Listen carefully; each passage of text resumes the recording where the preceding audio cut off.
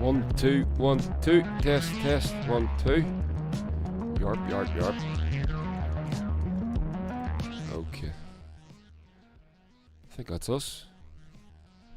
We're good. Think we're good. Think we're good. Let me just check. Yeah.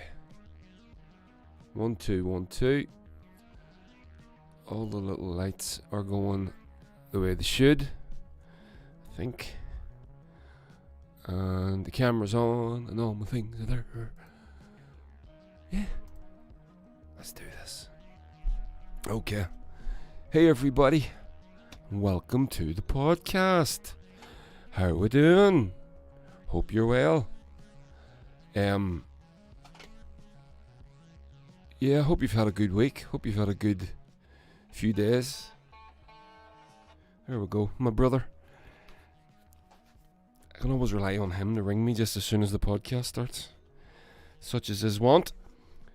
But let me just turn that down just in case anybody decides to ring again. Forgive me for being so tardy. Call, ring and notifications off. There we go. Okay. So, what a week. We've gone from record temperatures to it won't stop fucking raining. What the fuck? It's mad. It's almost like the climate's changing. You know? Imagine. It's terrible. But what did you think of the heat? Listen, if you're watching this live on the thing, on the YouTube, hit me up on the lives, the top chat, the chat, because it's I'm watching it. It's there with me now, and if you want to say anything, you can do that. I would love for you to talk to me while we're doing this. That would be great. So over on the YouTube, if you're not on the YouTube, come over to the YouTube, say hello, drop me a wee message, and all that cool stuff. And yeah, that'll be awesome. So, but what did you think of the heat? 32 degrees. I'll be honest with you, it freaked me out. It really did. We're not used to that sort of temperature here in Ireland, as you're obviously well aware. Most of the viewers and listeners to this being from this parish. Yeah, it definitely freaked me out. I didn't like it. I like the heat.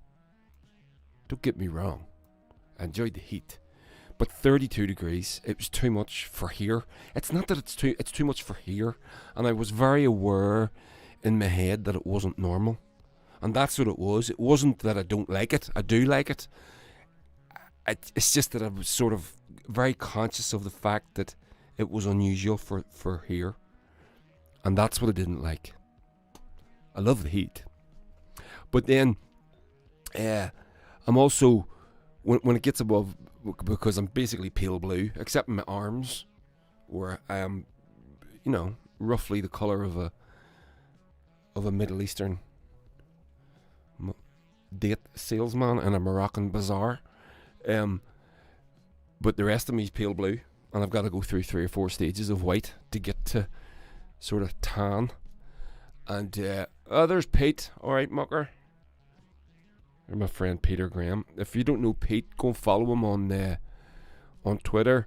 He's a great guy, really great guy. He's our roadie. He's the Bonneville's roadie. So say hello to Pete.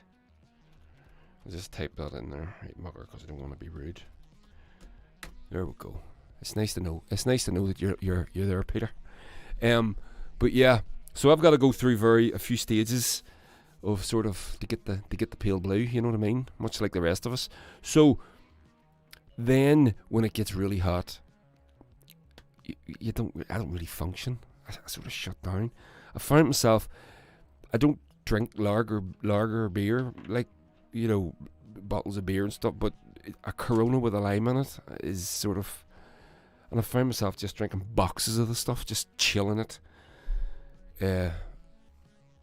making it, really, really cold, and then just knocking these things into me, a box at a time. They were very delicious. So, yeah, because I couldn't do anything else. I just couldn't function. I like to train. I like the exercise. You just can't. I couldn't go for a run. I couldn't. Oh, on the exercise thing. So remember with the football, I went back to football. I went back to playing football after 20 years of not playing football.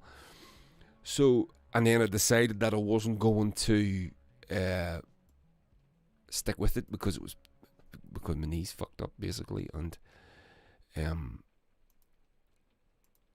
it wasn't worth limping basically for a week in between training sessions.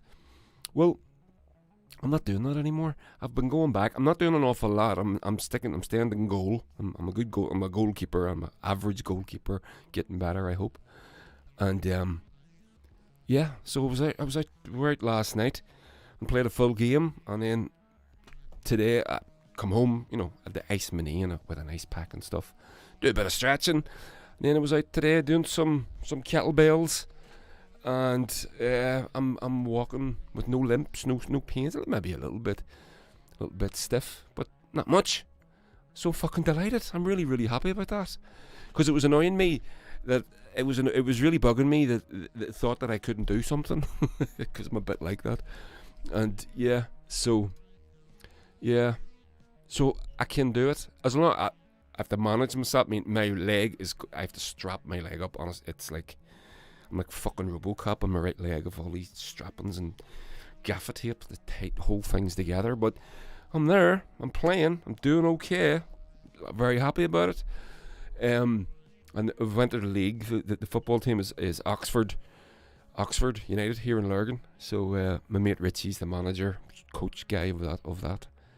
So I'm very excited about that actually, because I really enjoyed it. I haven't played a team sport really in quite a while, and it's a different thrill. My game's cycling, so the last sort of competitive events I've done was cyclocross and road racing and time trialing, and it's very much an individual. It's supposed to be a team sport, but it's not really, not at the amateur level. Yeah, so I missed the thrill of that competition. Really, I'll be honest with you, but playing that football was very exciting. I love it. So I hope fingers crossed for me. I hope I'm going to be able to continue doing that. So yeah. So the heat was Pete, absolutely, brother. The heat was mental, but won't complain. No, definitely not going to complain. Just saying, not complaining. Just saying. So to the podcast. Let's do this. Oh, a couple of things. I'm working on the Bonnevilles. We're playing a gig this Saturday. In the Diamond Rock Club in Hull, which is just outside Ballymena, and it's an early one, sold out now, unfortunately. But I don't know if you want to contact them, if you want to go, they might be able to hustle a few tickets. It was outside. I think they've decided to move it inside. The legislation has changed. This during the week, the Stormont has issued some guidance to venues, and we can now have gigs inside. But they are socially distanced and everything. So the Bonnevilles are only playing our first gig proper. We did that thing for Dragon Claw Whiskey. It wasn't a gig though. So our first gig proper since New Year's Eve 2019-2020. So it's over a year and a half since we played a fucking gig. Fuck you, COVID. That breaks my heart to say that. My bread and butter's gigging, and I don't mean like financially, which it is, but in my heart and my soul, I play gigs. It was always what I wanted to do and be. Was a child. My childhood dream is to be a musician. Oh, it's fucking heartbreaking to think that we haven't played. And I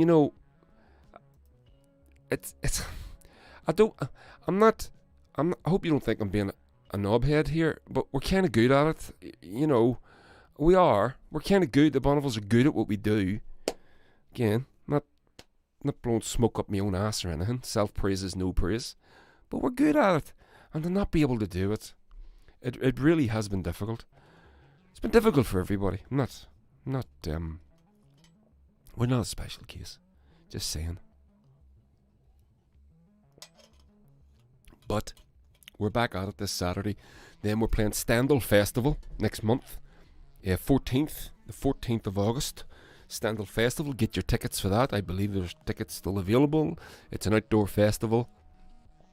and everybody's going to be. It's all socially distanced and everything outside. I think the numbers are very limited. I think you can get like thousands at that festival, and they've limited it to like 500 or something. So, yeah. So there we go. So get your tickets for that. Yeah, Pete is talking to me here on the chats. Yeah, I know you weren't complaining, and I agree. It was a bit worrying. What is to come? Yeah, that is the big question. You know my brother was talking to me the other week. My brother Desi, and he was saying about he was watching David Attenborough, and he's made a new series of his most recent series of those wonderful documentaries that he makes. Well, basically, it's a warning letter, and he's saying, "Listen, I'm an old guy. I haven't got long left on this planet, and so, but I am very, very worried because he's reported on the decline in nature. He's seen it he hasn't reported. He's reporting on it so much really now, but he's bore witness to it. You know, he talked about he used to have to fly for days into the wilderness to go, and there was wilderness for days to fly over. No more. It's all gone, And he spoke about speaking about these seas and oceans full of life, and not full of life anymore. But my brother was talking to me about them and about how depressing it is, and asked me had I seen them, and I said no, I hadn't. I couldn't. I can't watch them. They're fucking depressing as fuck. Because it's not because the message isn't right or important. It is both of those things essentially important and it's urgent. But I kind of know what's happening, and I can't bear to hear it anymore. It's just, I've been going on about this all my life. I remember trying to join the World Wildlife Federation when I was 16 and stuff like that. So, yeah. But anyway, so there we go. No fun. So let's kick this thing off. Like I said, everybody, like, share, subscribe, do the thing. If you're watching this or whatever, throw it up onto the YouTube. Throw it at the Twitters. Let people know this is happening. So we're going to have a couple of the stories I'm going to talk to you about tonight. Basically is two things. One of my favourite journalists and a great guy called Chris Hedges, who you've maybe heard me mention in the past. He wrote an important article during the week about a guy called Daniel Hale. I'm going to talk about him. And then I want to talk about Irish vampires. Ooh, it's very sexy and class. It's not actually very sexy.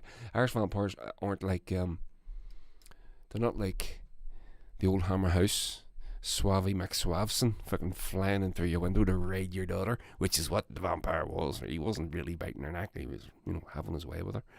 But, although, we'll talk about all that later. But before we get to that, a couple of little things.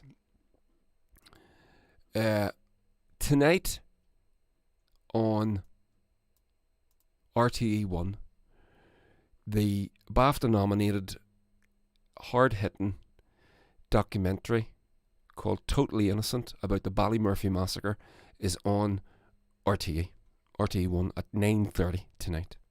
Now, I haven't seen this, so I'm going to be watching it. It's supposed to be quite the program, quite the document. And then so that's that. Now, this happened today. This is another story now, and I'm not going to talk much about it. I'm just going to read a little thing, and it's about it's a statement from the Braneel Nursery and Primary School. So, Braneel Nursery and Primary School is a nursery and primary school in East Belfast, and it's an integrated school. And they had recently decided to set up an Irish language unit, with being led by, not just with, but being led by the massively impressive Linda Irvine. So I'm going to read this little statement. I don't know if you're aware of this, but this is just from today. Due to an ongoing social media hate campaign against some individuals and the integrated Naiskull na Sholta, it is with great sadness that it is Naiskull na Sholta, sorry, that it is with great sadness that it is choosing to relocate to an alternative location. A social media campaign was started and fueled by those who are not connected to the school, nor are parents of our school, and who are clearly were not interested in facts and truth, who allowed disgusting comments to be posted and that were littered with unfounded, erroneous allegations about certain individuals and the Naiskull.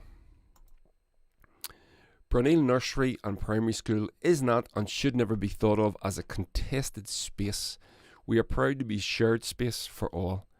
We welcome all children, parents, families, individuals, respective of religion, faith, creed or language, and always will, and so say all of us. These comments, made mostly by those who are not even from our school community on social media, do not in any way reflect the opinions and beliefs and governors of the entire staff of the school. Yours sincerely, the Board of Governors and staff of the Brunel Nursery and Primary School. Now, basically what's happened there is a group of loyalists. That's basically what, you know. There's no point in saying that they're not saying that they're loyalists. They are loyalists. So they've basically harassed these people into making this decision, and it must have been quite severe. This was news to me. I knew the school was happening. Without knowing anything about it. You can't do anything these days without getting fucking trolled online. But I got called a fascist the other day for making a joke. So, you know, this was definitely going to come under certain scrutiny from certain fucking halfwits who are, as much as they're opposed to Irish language, I would, you know, accuse them of being opposed to education and as a whole. They have nothing to offer, and it's a shame. But it must have been quite severe for them to decide to move the school. You know, I read another little statement where they'd said the Naiskull have another location, and Brunel was only ever supposed to be a temporary place anyway until they got this other place ready. So I don't think it's going to hold them back any. But that they had to do it is fucking shameful. And I'm seeing people saying things online, you know, like Northern Ireland 2020. It's not Northern Ireland. This is a few fucking halfwits. Now,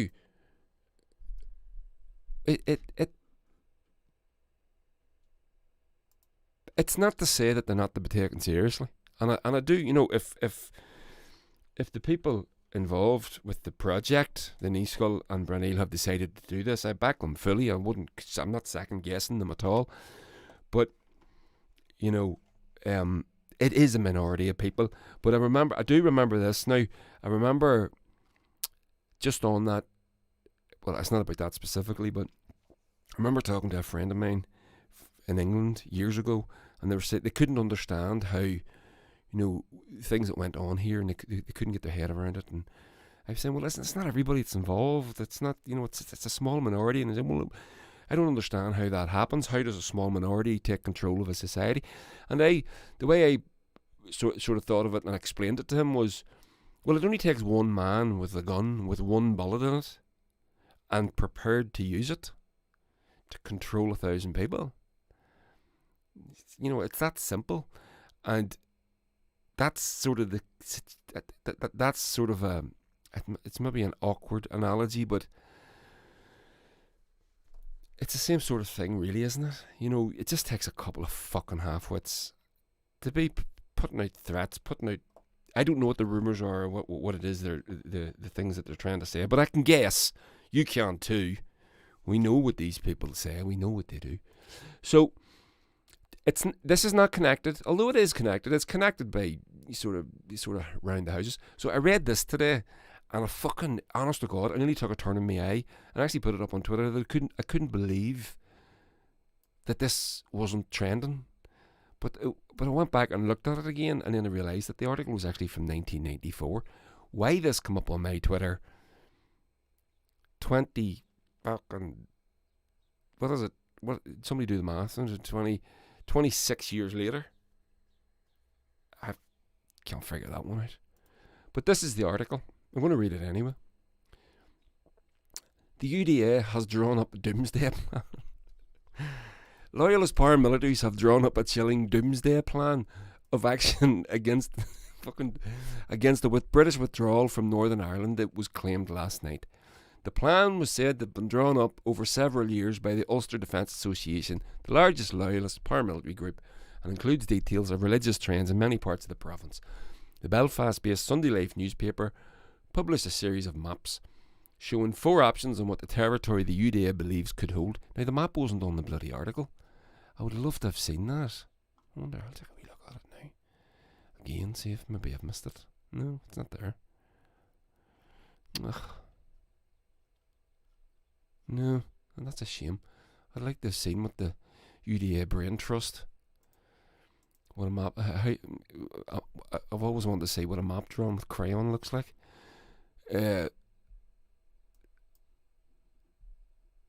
So, showing 4 options on what the territory the UDA believes it could hold, what would be given up and what might be fought for. In essence, the border would be redrawn with Protestants consolidating themselves in a smaller Ulster in the northeast of the present province. The plan allegedly suggests that 2 or 3, or probably 3 of Northern Ireland's 6 counties would be lost. Hopefully Armagh would be one of those. Ireland 6 and considers options such as taking Catholics living in the east of the province hostage as bargaining chips for the release of Protestants trapped in the surrendered west. Neither the Northern Ireland Office nor the security forces would make any comment on the blueprint, and one document that was claimed said the objective would be to establish an ethnic Protestant homeland. They've already tried that. An ethnic Protestant homeland with adequate forces deployed along a defensive border, and the consolidation of territory as an immediate objective. The doomsday scenario recognises that there would be large numbers of Catholics left within the Protestant homeland and offers 3 chilling options on dealing with them: expulsion, internment, or nullification. That is chilling alright, isn't it? A prominent member of the Reverend Ian Paisley's Democratic Unionist Party, Mr. Sammy Wilson, said last night described the alleged doomsday plan as a very valuable return to reality.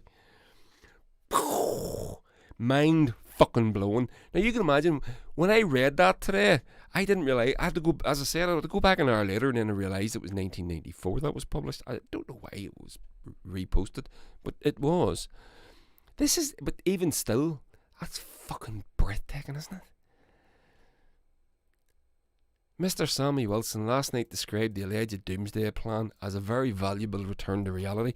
Now that should have been all the warning that we needed whenever we were talking to and about and relying on the judgment of people like Sammy Wilson going into Brexit and, you know, being the chief Brexit negotiator for the DUP, etc., and all that, you know, essentially for Northern Ireland, really.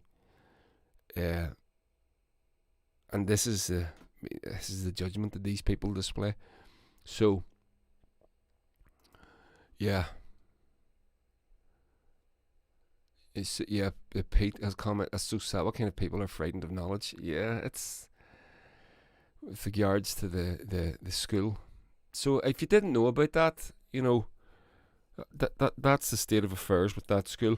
It's never going to be easy doing these things.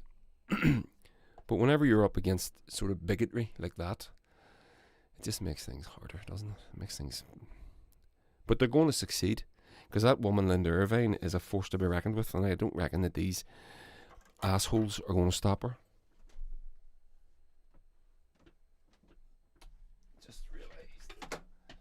Just saw a wee pedal, a guitar pedal there that I needed for tomorrow. We're going to be practicing tomorrow.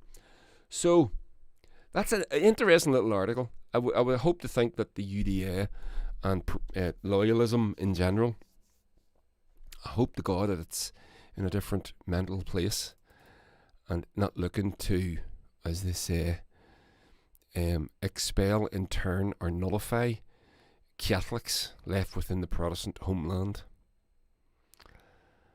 And I know that was 26 years ago, 27 years ago.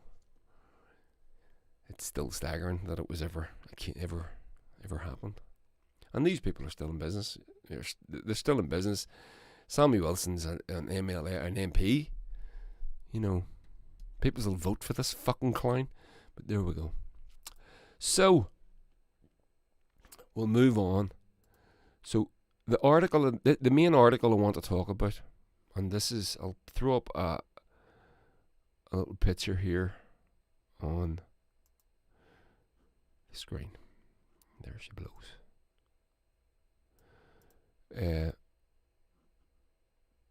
Yeah.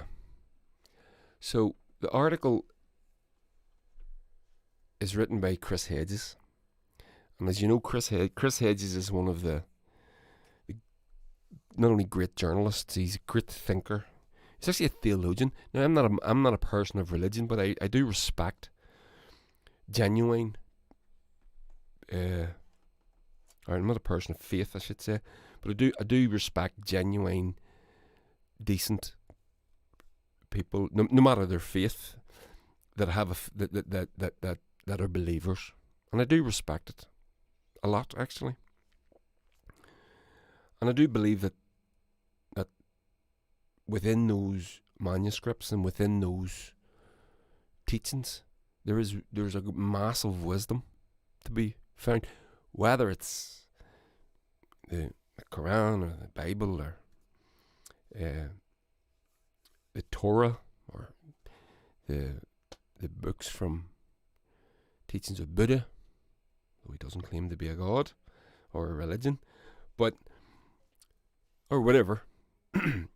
I believe that there's a wisdom to be mined, to be had, that should be considered. And it's okay to teach these things and to know these things and to learn about these things. You don't have to believe. You don't have to become a fire-breathing Christian fundamentalist. And I think that's what puts people off a lot of the time. You know, certainly puts people like me off. You couldn't get me to go, you know, I was raised a Catholic, and you know, I was a good Catholic boy. Like, yeah, well, as much as it was, you know, you were, until I was 16 or 17, I was still going to mass every Sunday and doing all that stuff. But you know, but anyway, I digress. So, but anyway, Chris Hedges is a man of faith and an author, a journalist, a teacher. He's an ordained minister, as it happens. And I'm a huge fan. I have a couple of his books. One of his books, he wrote a book. The first book I read of his, I recommended it on this podcast once upon a time. It's called American Fascists. And it's about the rise of the Christian fundamentalist right. And he predicts, he doesn't mention Trump by name, but he does mention some character like him and about how he surrounded himself. This man who was obviously of no faith. The man had never been inside a religious institution in his life and meant it. But he describes in 2007, 2008 how everything's headed in that direction. And then his latest book is called America, the Farewell Story. So I would recommend, I mean, he's just an amazing person. I'm such a fan, I can't begin to tell you. So he wrote this article. Now this article is quite long. I'm not going to read it all because I think it'll take a while. So what I'm going to do while it's on, I'm going to have the music on in the background to hopefully make this next 5 or 10 minutes pass a little easier. So hopefully you can hear that just tipping away in the background. So here we go. Chris Hedges, The Price of Conscience. Princeton, New Jersey. That's where he's writing from. Daniel Hale, a former intelligence analyst in the drone program for the Air Force, who was a private contractor in 2013, leaked some 17 classified documents about drone strikes to the press, was sentenced today to 45 months in prison. That's 4 years. Near enough. The documents published by The Intercept on October 15, 2015 exposed that between January 2012 and February 2013, US Special Operations airstrikes killed more than 200 people. Of those, only 35 were the intended targets. For one 5-month period of operation, according to the documents, nearly 90% of the people killed in airstrikes were not the intended targets. The civilian dead, usually innocent bystanders, were routinely classified as enemies killed in action. The Justice Department coerced Hale, who was deployed to Afghanistan in 2012, on March the 31st to plead guilty to one count of violating the Espionage Act, a law passed in 1917. This is, by the way, this is me now. This is the same law that they used to prosecute Chelsea Manning, and what a brave woman she is. Unfucking believable. Been offered clemency and refused it, and went back to jail and was tortured and accepted it, and now she's out, thank God. So this law goes back to 1917. This is what they're prosecuting these people under, like 1917, and they're prosecuting. He's spilling the beans about the drone program in the 21st century, and they're using the law from 1917 to prosecute him. So onwards. A law passed in 1917 designed to prosecute those who passed on state secrets to a hostile power, and not those who exposed to the public government lies and crimes. Hale admitted as part of the plea deal to retention and transmission of national security information, and leaking 11 classified documents to a journalist. If he had refused the plea deal, he could have spent 50 years in prison. Jesus Christ. Hale, in a handwritten letter to Judge Liam O'Grady on July 18, explained why he leaked classified information, writing that the drone attacks and the war in Afghanistan had little to do with preventing terror from coming into the United States, and a lot more to do with protecting the profits of weapons manufacturers and so-called defence contractors. At the top of the 10-page letter, Hale quoted US Navy Admiral Jean LaRocque speaking to a reporter in 1995. "We now kill 1,000 people without ever seeing them. Now you push a button thousands of miles away, and since it's all done by remote control, there's no remorse. Then we come home in triumph. In my capacity," this is Hale writing now, the convicted analyst. "In my capacity as a signals intelligence analyst stationed at Bagram Air Base, I was made to track down the geographic location of handset cell phone devices believed to be in the possession of so-called enemy combatants."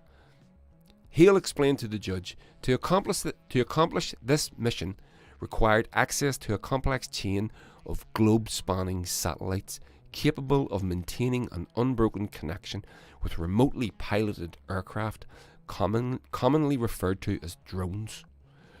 Once a steady connection is made and a targeted cell phone device is acquired, an imagery analysis in the US, in coordination with a drone pilot and camera operator, would take over using information I provided to surveil everything that occurred within the drone's field of vision. This was done most often to document the day-to-day lives of suspected militants. Sometimes, under the right conditions, an attempt at capture would be made. Other times, a decision to strike and kill them where they stood would be weighed. He recalled the first time he witnessed a drone strike a few days after he arrived in Afghanistan. Early that morning, before dawn, a group of men had gathered together in the mountain ranges of Abertach province around a campfire, carrying weapons and brewing tea.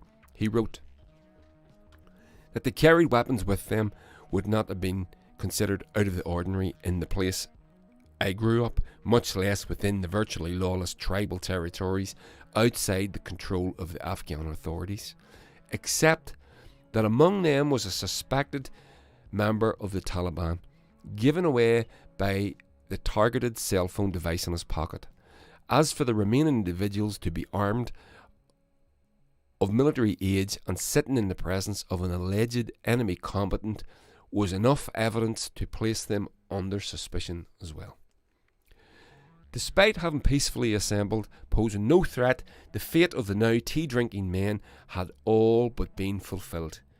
I could only look on as I sat by and watched through a computer monitor when a sudden, terrifying flurry of hellfire missiles, what a name, came crashing down, splattering purple-coloured crystal guts on the side of the morning mountain.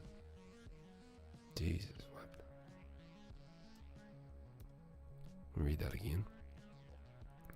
And I watched through a computer monitor when a sudden, terrifying flurry of hellfire missiles came crashing down, splattering purple-coloured crystal guts on the side of the morning mountain. It's poetry, actually. Not terrible, gruesome, grim poetry, but poetry. Wow. That's awful. Truly awful. This was his first experience with scenes of graphic violence carried out from the cold comfort of a computer chair. There would be many more. Not a day goes by that I don't question the justification for my actions, he wrote.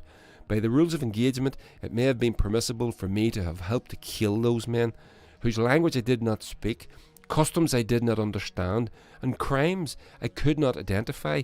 In the gruesome manner that I did, watch them die. But how could it have been considered honourable for me to have continuously laid in wait for the next opportunity to kill unsuspecting persons who more often than not are posing no danger to me or any other person at the time? That's important. Never mind honourable, how could it be that any thinking person continued to believe that it was necessary for the protection of the United States of America to be in Afghanistan and killing people, not one of whom present was responsible for the September the 11th attacks on our nation, notwithstanding in 2012, a full year after the demise of Osama bin Laden in Pakistan, I was part of killing misguided young men who were mere children on the day of 9/11. And I'll add a little add-on to that.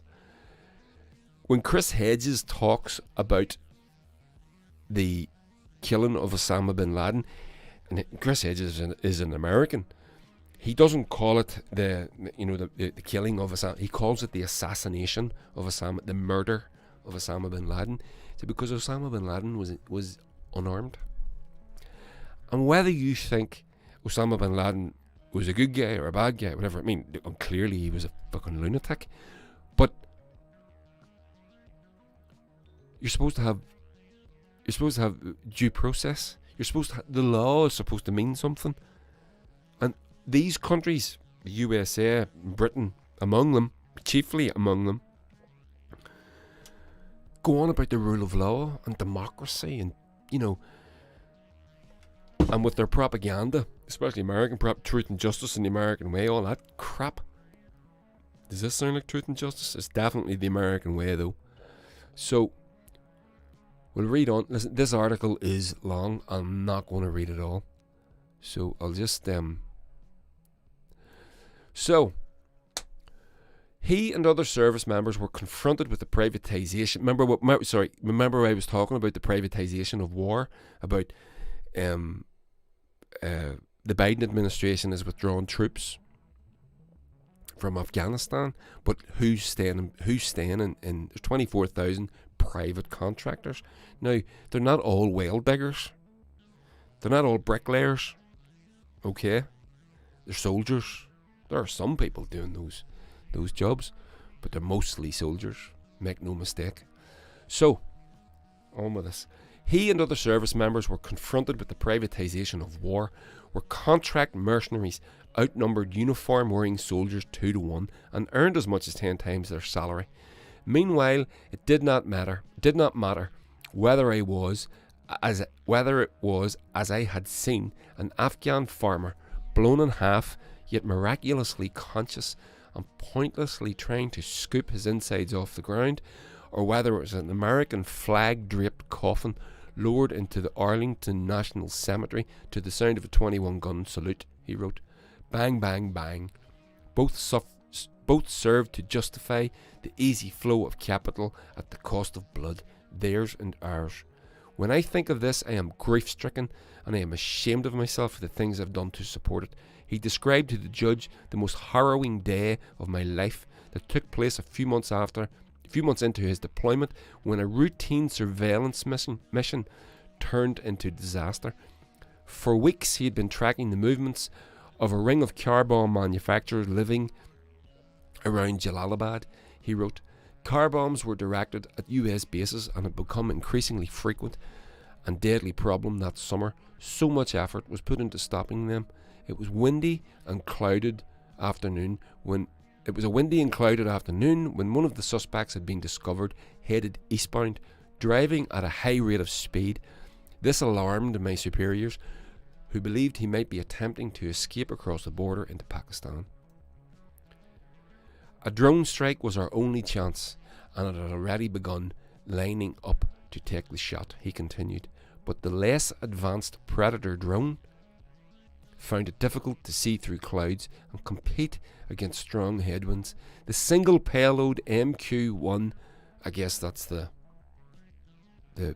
drone, failed to connect with its target, instead missing by a few metres. The vehicle, damaged but still drivable, continued on ahead after narrowly avoiding destruction. Eventually, once the concern of another incoming missile subsided, the driver stopped, got out of the car, checked himself as though he could not believe he was still alive, and out of the passenger side came a woman wearing an unmistakable burqa. As astounding as it was to have just learned there had been a woman, possibly his wife, there with the man we intended to kill moments ago, I did not have the chance to see what happened next before the drone diverted its cameras, when she frantically began to pull something out of the back of the car. He learned a few days later from his commanding officer what took place next.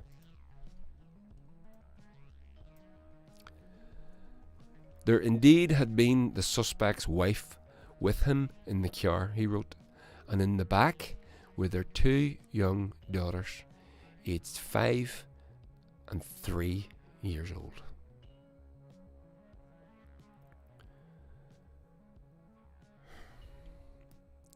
A cadre of Afghan soldiers were sent to investigate where the car had stopped the following day.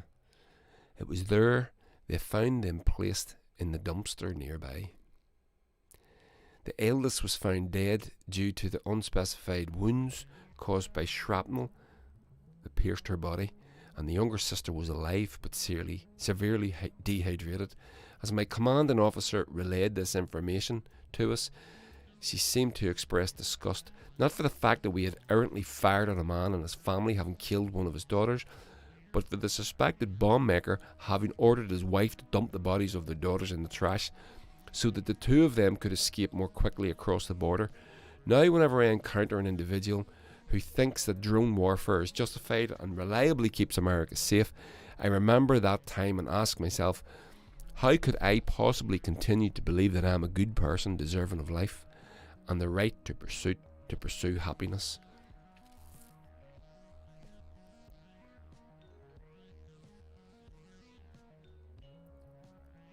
Okay, I'm going to read one more paragraph and then we'll finish this.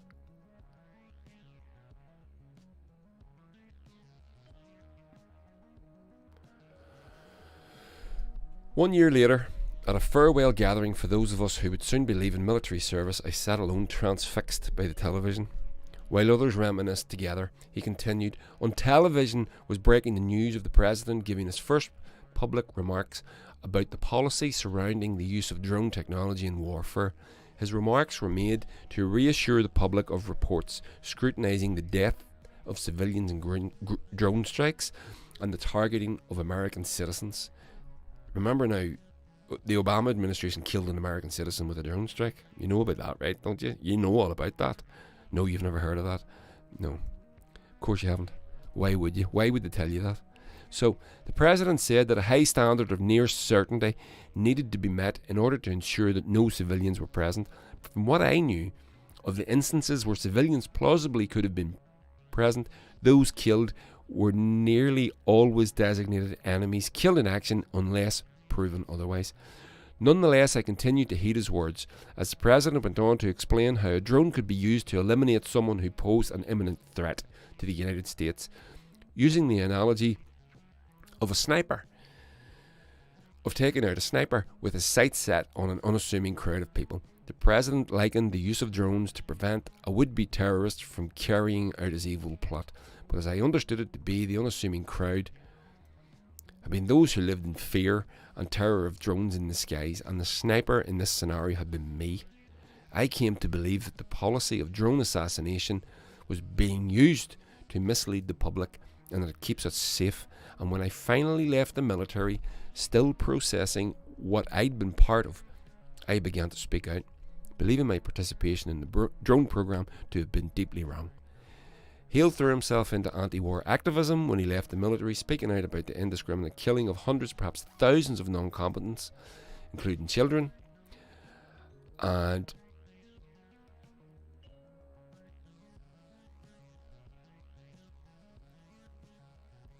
yeah, so I'm going to stop there because there's another 3 or 4 or 5. There's quite a bit actually, so I'm not going to.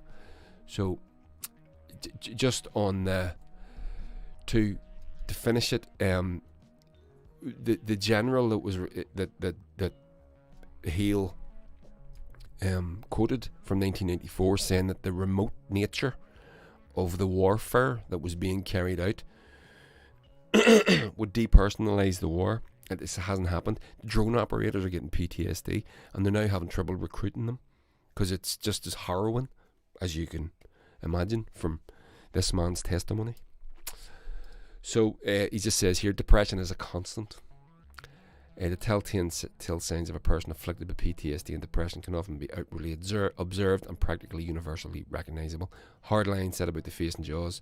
Eyes once bright and wide, now deep set and fearful. Inexplicable sudden loss of interest in things that used to spark joy. My God. So there you go. So have a go at that.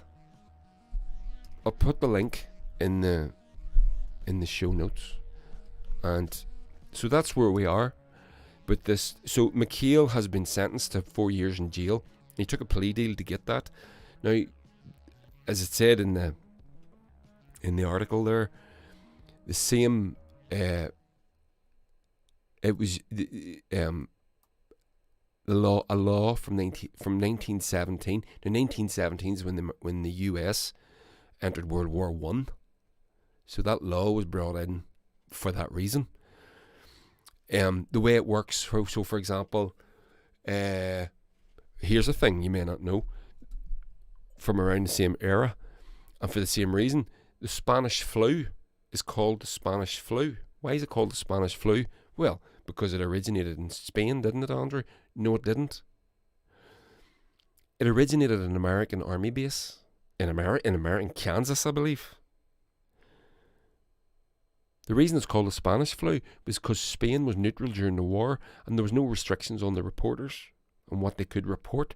So the British and the Americans and the Allies, they weren't technically the Allies. Those journalists weren't allowed to report certain things because they were at war. The country was in a state of war, so you're restricted in what you can report, which is normal during war. Spain wasn't in the war, so they were allowed to report. So then, historically, it got called the Spanish flu. It wasn't the Spanish flu, it was an American flu. It killed all those people. So, under the same type of thing, the 1917 law that was brought in to stop people basically spying on the US is being used for these whistleblowers. Whistleblowers should be protected, as we know. So, shocking stuff altogether. I'll be perfectly honest with you, I'm a wee bit traumatised after reading all that. So we're going to move on. Theme tune. Another subject. Let me get a drink of water.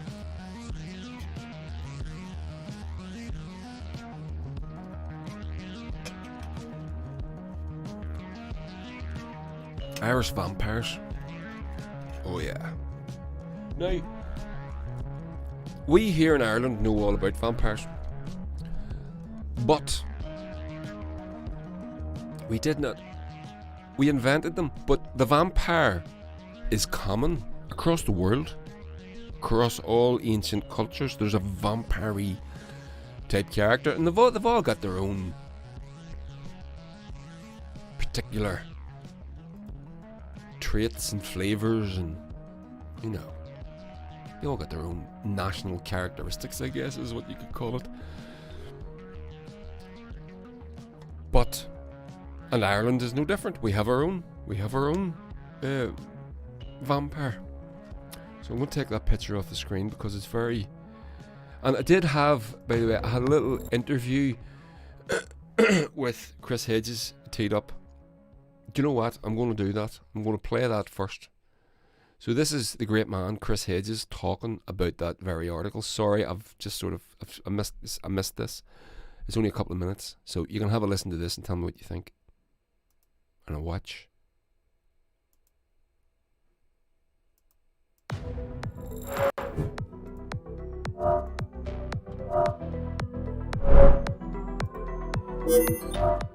So this is on.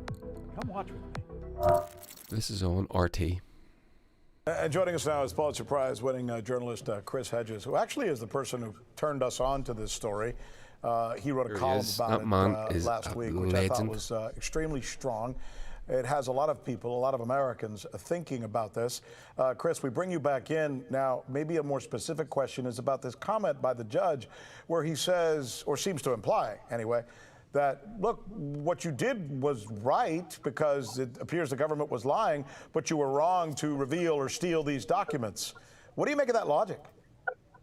Well, I think what the judge was saying, that he wasn't being prosecuted because when Daniel Hale left the military, he became very involved in the anti-war movement and was very outspoken about the misuse of drones. But as a journalist, our lifeblood depends on people within the systems of power speaking to the press and providing documentation that shows malfeasance, fraud, lies, even war crimes. But without that documentation, it's very hard for us as journalists to go forward and publish that information. So what Hale did is the lifeblood of American investigative reporting.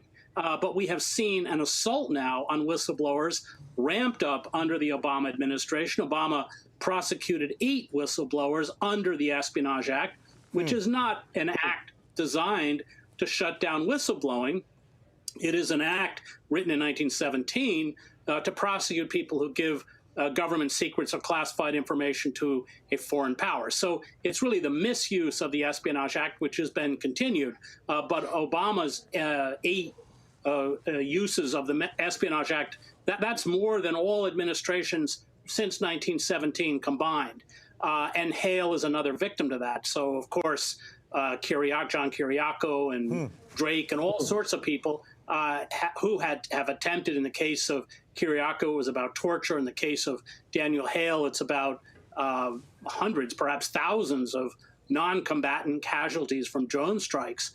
This is really vital information, and it's not just about going after someone like Hale. It's really a kind of death blow to the press itself, because it prohibits the press from shining a light on the inner workings of power. And I'm quite surprised in a way that this case hasn't gotten more attention from human rights groups, the ACLU, PEN, and mainstream media outlets who you would think would be up in arms about this. Yeah, I am not surprised, frankly, because I see that is the tendency where we are going with this type of thing, where governments and these types of agencies are cheerleaded rather than questioned, something you are very familiar with. By the way, there was one other thing the judge did that seemed to bother me. I don't know if it bothered you a little bit as I was reading that. He seemed to be questioning the character of Mr. Hale, like almost accusing him of showboating, which is that really his business? Isn't it really more a question of whether he did something which was wrong or right?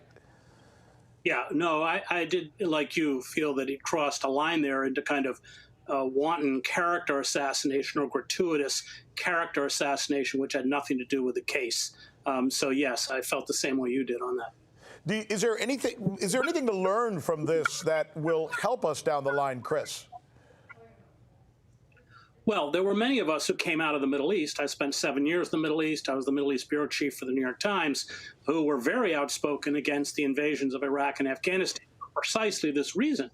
These drones circle 24 hours a day and delivering death from the skies have turned most of the Muslim world against us. It's been completely counterproductive, and I think Hale understood that, and he sought to inform the American public. But we can't have a debate if we don't know the truth, and we know the truth about drones because of the courage of Daniel Hale. Well said. Thanks so much as usual. We appreciate it. Chris Hedges. So there we go. The great Chris Hedges. As I've said to you, I'm a massive fan. I absolutely love the man. So you should check his stuff out. I find that whole thing very harrowing. Just realised that the speakers were on in the room here, so hopefully that hasn't fucked up the thing, but it won't affect it too much. So let's push on. What's the next thing? Oh yes, this is great. We like this. Vampires. Arrgh. Okay. So, as I was saying, all cultures have their vampires. There's Chinese vampires and Japanese vampires and African vampires. They're not called vampires. They're called their own thing. But it's the same idea.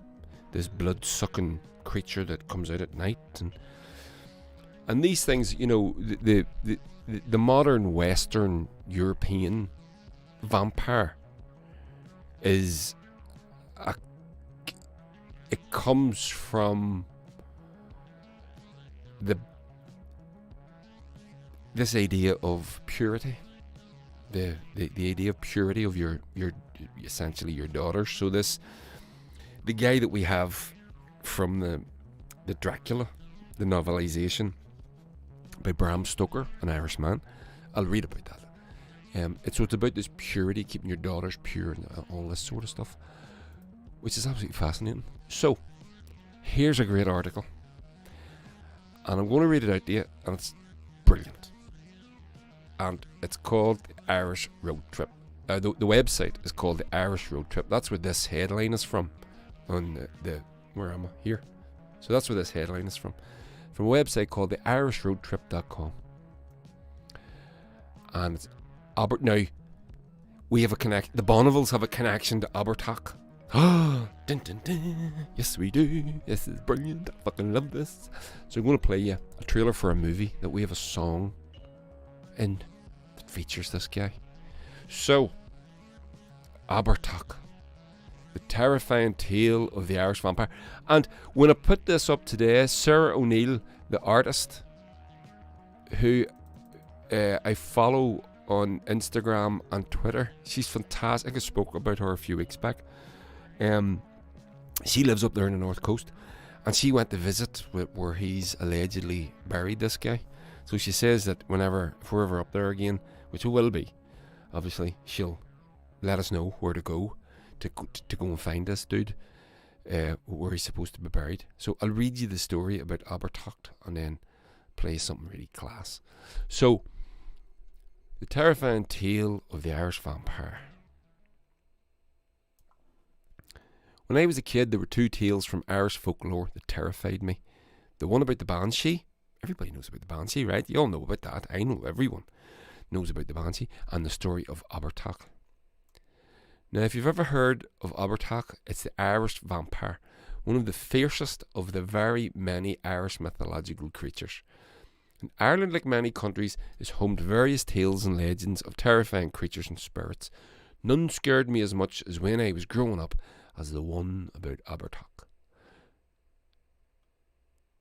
This article has been written by a dude called Keith O'Hara, who I do not know, and I should have. Keith O'Hara, I don't know who he is. Thanks for it. I thought he's just an Irish guy. He's just writing about Ireland. There you go. So, seems cool. So, I digress. Over the years, I've heard very many different about Abertach. Below you'll find everything you need to know about the Irish vampire, including the link to Bram Stoker and much more. Over the years, I've heard many different stories about the Abertach. Each story tends to vary a little, but the majority follow a similar tale. It all began with an Irish historian by the name of Patrick Weston Joyce. Joyce was born in Ballyorgan in the mighty Ballyhura Mountains, which straddle the borders of Limerick and Cork.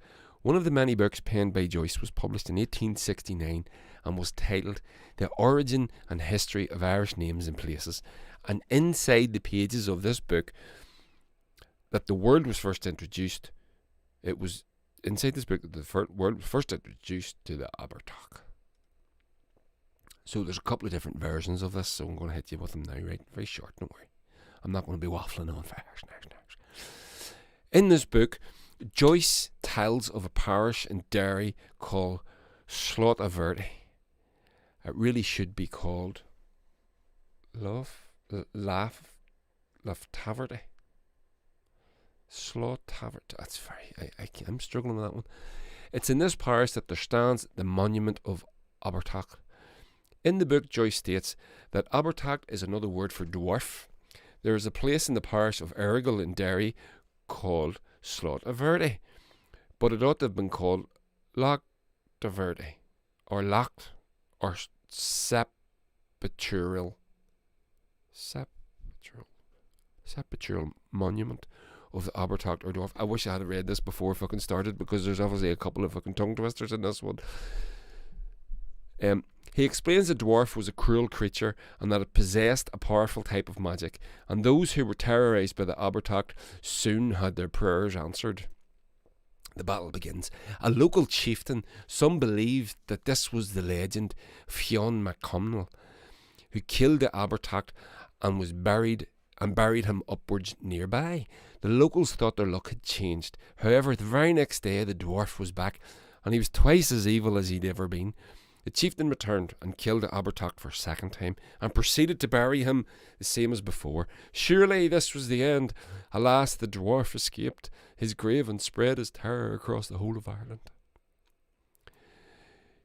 The chieftain was baffled. He had slain the Abertach twice now, and had managed to return to Ireland again and again. Deciding that he couldn't risk the dwarf returning 3 times, he consulted a local druid. The druid advised that he must slay the Abertach again, but this time, when it came to burying it, he must bury the creature upside down. The druid believed that this should quench the dwarf's magic. This worked, and the Abertach never returned. How fucking class is that? And so Sir O'Neill contacted me, and then Simon from O'Reilly Productions contacted me. He's looking to make a movie about this, and then it's fucking brilliant, lovely stuff. So, legend number 2, the modern day vampire. There's another version of the legend that's much more closely linked to the modern day vampire. In this version of the tale, the Abertach is killed and buried. However, when it escapes its grave, it does so to find fresh blood to drink. In this version, the chieftain goes by the name of Cian, and he consults a Christian saint instead of a druid. The story goes that the saint told Cian that the only way to kill the vampire was to find a sword made of yew wood.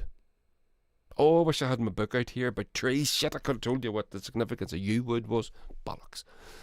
Next time.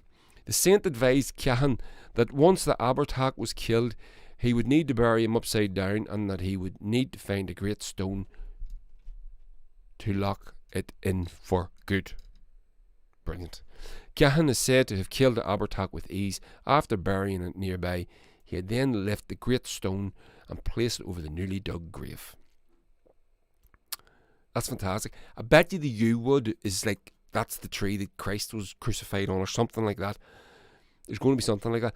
And I know that the hawthorn bush tree is what they made the crown of thorns from. So in the rest of the world, the hawthorn is rest of Europe and the Christian world, the hawthorn is considered unlucky for that reason. But in Ireland, it's a sign of, it's where the fairies live, and if you cut the hawthorn, it's a bad thing to do. So you'd be cursed. People generally stay away from fucking hawthorns for that reason. So that's interesting. The yew, I bet you that's what that was. It's something to do with Jesus, no doubt about it. So legend number, if Cahan contacted a Christian saint and he'd find a sword made from yew wood, that yew wood must be significant to do with Christianity or Jesus or something like that. So legend number 3. The final legend is one that was told to many by a man named Bob Curran. Curran was a lecturer in Celtic history and folklore at the University of Ulster, and according to Curran, the real Castle Dracula can be found between the towns of Garva and Dungiven. That's what Simon told me today. Dungiven, that's what he said, where a small hill now stands. He says that it was here that the fortress of the 5th or 6th century chieftain with magical powers called Abertach once resided. I like this one. Curran's story goes that the Abertach was a great tyrant, and that the people living near him wanted him gone. They were scared of his magical powers, so they coaxed another chieftain to kill him. The chieftain succeeded in killing and burying the Abertach, but he escaped his grave and demanded a bowl of blood from the local villagers. He was killed for the second time, but he returned again, and it wasn't until the chieftain was advised by the druid to use a sword made from yew that the Abertach was finally conquered. How fucking brilliant is that? So the druid advised about the sword made from... I'm going to find out about the yew. That yew thing has sparked my interest. So this is it. So legend 4, the legend of Jerg Jew, is another that you'll hear told by certain people in Ireland. The ancient tale revolves around a young woman from Waterford who is married away to a cruel chieftain. He neglects her and she's left to die a lonely death. Soon after, she rises from her grave as the walking dead and goes on for the quest of revenge. This is intensified when she gets a taste for blood. Jerg Jew and her guide to Jerg Jew. Okay, there's a wee link for that, so I'm not going to read that to you, but I'll read it myself in my own time. So, the celebrated author Abraham Stoker was born in Clontarf in North Dublin, 1847. He's best known for his novel Dracula that was published in 1897.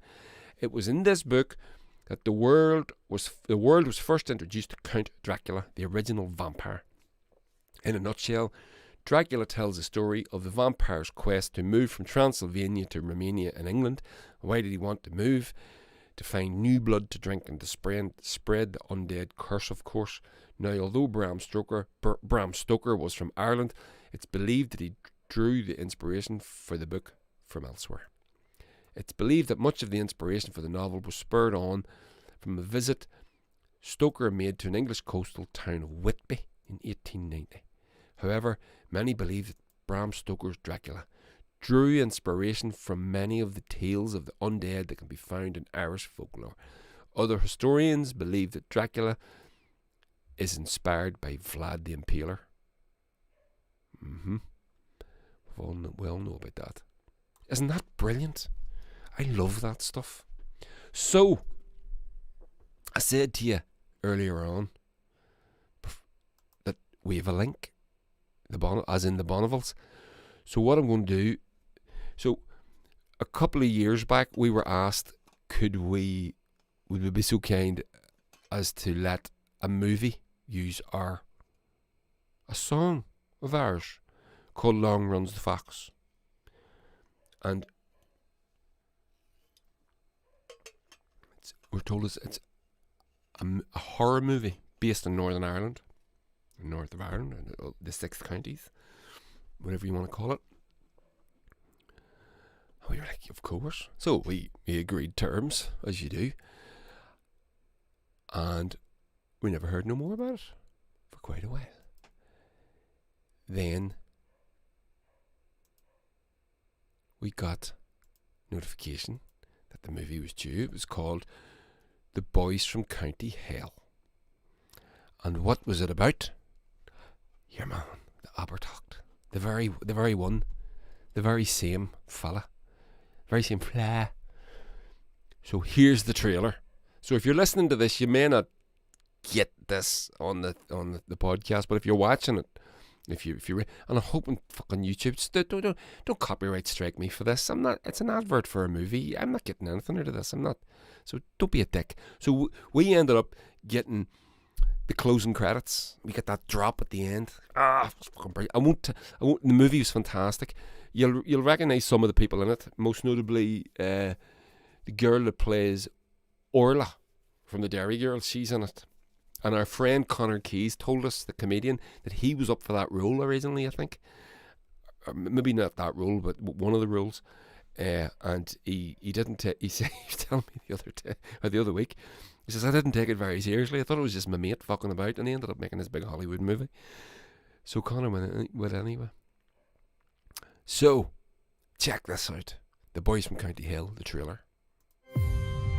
Some things are older than science, older than God. The earth has its own secrets. And if you get close enough, you'll hear it.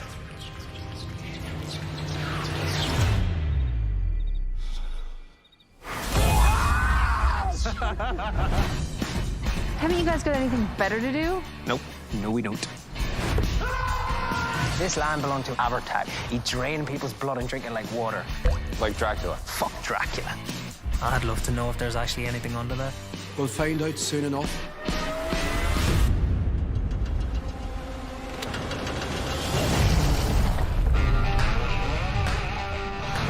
I saw something weird.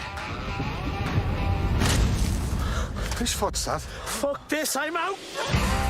There's a vampire on my side! That wee fucker tried to bite me! This isn't Dracula. People don't get turned from a fucking bite. They get turned by the stones from Abertach's grave.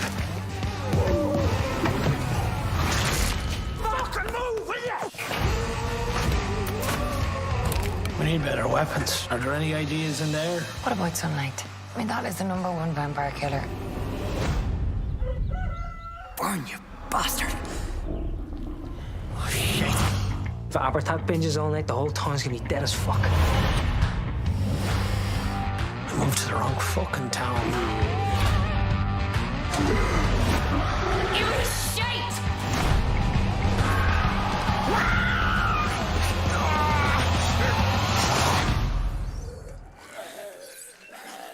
Oh, come on, like, what are we supposed to do about this?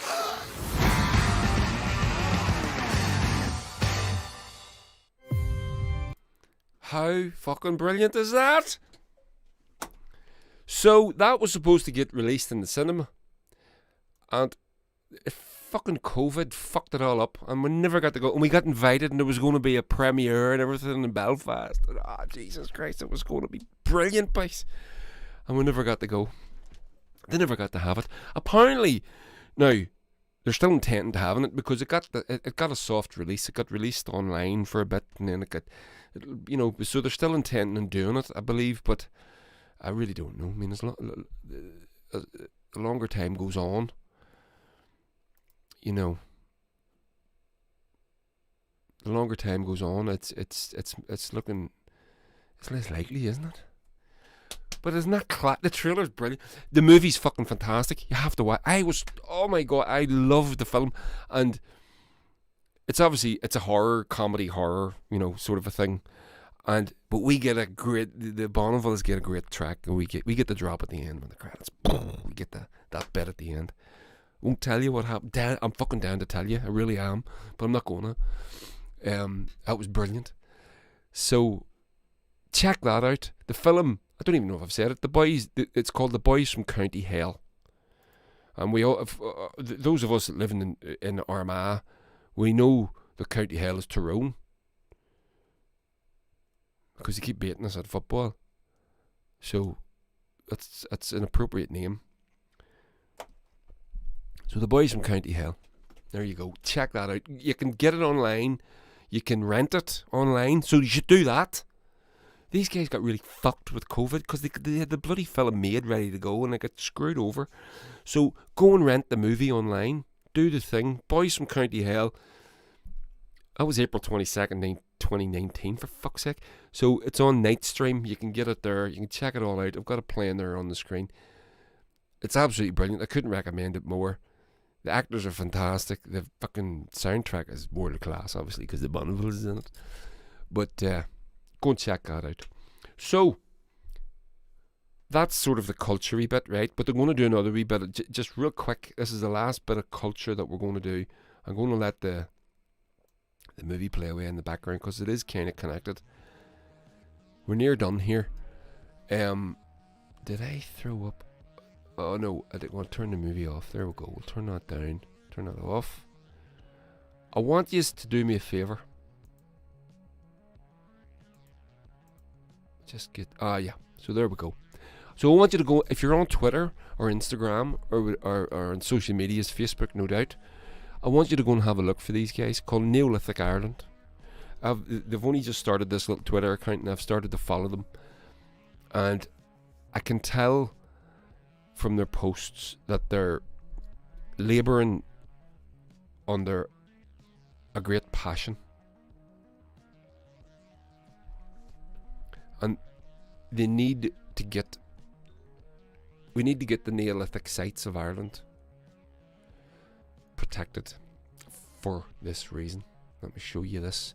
So I'll read this from it's from their Twitter. It's just what a tweet. It says, "We have heritage more ancient than the Egyptian pyramids and thousands of Neolithic sites that predate Stonehenge in Britain. Yet governments in Belfast and Dublin do not adequately invest, protect or promote." And in this case, protect is the worrying thing, because as you can see on the screen there, this is a snippet from the Independent. Indie, is it the Sindo? Independent.ie. A wee short paragraph here. Museums report big rise in vandalism of monuments, and you can see there some fucking clown has spray painted his name onto a brick or a stone from one of those Neolithic sites. Fucking ace hole, more like it.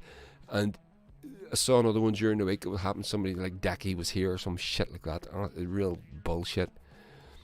So these guys are trying to raise awareness about these sites, and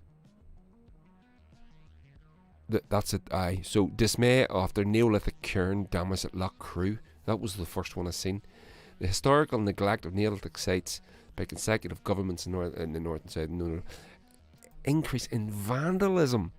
Fucking vandalism. Going to find one of these things and writing your goddamn name on it. More than 70 reports of vandalism at these Neolithic sites this year. Graffiti was scratched across elements of Neolithic burial monument at Loch Crew in Old Castle, County Meath, some weeks ago. I mean, the chances of you catching these guys is fucking slim. Education is what's needed. So, fears are growing about the rise in vandalism of Ireland's archaeological monuments, as more than 70 instances of damage have been reported so far this year. The National Monument Service, although they have started to prosecute farmers, and I noticed that in Kerry there a few months ago, these farmers would just sort of bulldoze some tomb entrance because it was in their fucking way, and they've decided they're starting to prosecute these guys for doing the likes of that, and so they fucking should. So said that in a typical year they would get between 100 and 120 such reports, but has already received 76 complaints of vandalism or interference in the first half of 2021, leading to believe it is an increasing trend. God, no, please, let that not be true. There are more than 145,000 recorded archaeological monuments around the country in private and public ownership, some of them dating from up to 10,000 years ago. The monuments that have been damaged range from ring forts to passage tombs, and they have been targeted by vandals with graffiti, burning and other antisocial behaviour. Recent example was just that one at Loch Crew that I just told you about. The investigations were carried out to determine any appropriate measures that may be taken to mitigate the damage and assist the Gardaí in their investigation. The remains of Kilmashogue Wedge Tomb in the Dublin Mountains was also recently scrawled with graffiti, said the OPW. Illegal metal detecting is a particular worry. Okay. And the National Monument Service and the National Museum of Ireland are working jointly to combat it. Okay. So, yeah, I mean, if someone goes up there and